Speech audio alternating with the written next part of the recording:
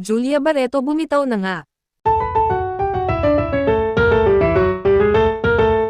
Sa harap ng napakaraming isyo, matitinding intriga, at paulit-ulit na pagdududa mula sa publiko, sa wakas ay tuluyan ng kinumpirma nina Julia Barreto at Gerald Anderson na natapos na nga ang lahat sa pagitan nila, isang tahimik ngunit matinding pagwawakas ng isang relasyong minsang inakala nilang magtatagal, sapagkat matapos ang mga taon ng pagtatanggol, paninindigan, at pagbibigay ng maraming pagkakataon sa isa't isa sa kabila ng mga kontrobersyang paulit-ulit na bumalot sa kanilang pagmamahalan, ngayon ay pareho na nilang tinanggap na ang pagmamahal, gaano man kalalim, ay hindi sapat kung ang tiwala ay unti-unting nauupos, at sa isang eksklusibong panayam na ibinahagi sa publiko, hindi na napigilan ni Julia ang kanyang emosyon habang inaalala ang mga panahong ipinaglaban niya si Gerald kahit pa marami ang tumuligsa. Ipinagsigawan niya sa buong mundo na siya'y handang ipaglaban ang lalaking mahal niya, ngunit sa huli siya rin pala ang masasaktan ng paulit-ulit, hanggang sa dumating ang punto na hindi na luha ang kanyang ipinagdadamot kundi katahimikan,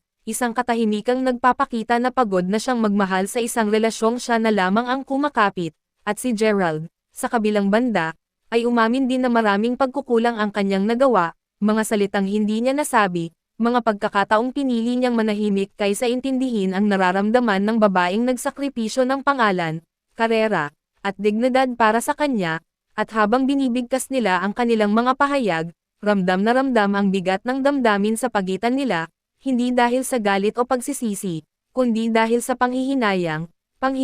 sa mga planong hindi natupad, sa mga pangarap na sabay sana nilang tatahakin, at sa pagmamahalang unti-unting naluso sa pagitan ng katahimikan, tampuhan, at kawalang pag-unawa, kaya ngayong tapos na ang lahat, wala nang kailangang ipaglaban pa, wala nang dapat ipaliwanag, at wala nang kailangan pang sisihin, sapagkat pareho na nilang pinili ang tahakin ang kanya-kanyang landas, dala-dala ang mga aral ng kahapon, bitbit ang mga sugat na maaring matagal bago maghilam, at habang si Julia ay nagsimula ng muling buuin ang sarili sa piling ng pamilya at bagong proyekto, si Gerald naman ay nananatiling tahimik, marahil ay sinusubukang hanapin ang bahagi ng sarili niyang nawala habang pinipilit niyang panatilihin ang relasyong alam naman pala niyang hindi niya kayang alagaan, at sa pag-ikot ng mundo ng showbiz kung saan ang bawat galaw ay may kahulugan, isang bagay ang malinaw, tapos na sila, hindi sa paraang mapait o puno ng galit, kundi sa paraang tinatanggap ng 2 taong minsang nagmahalang totoo,